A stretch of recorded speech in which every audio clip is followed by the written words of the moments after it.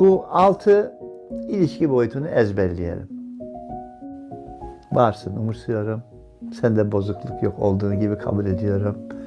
Şu ilişkide değerlisin, teksin. Sana güveniyorum.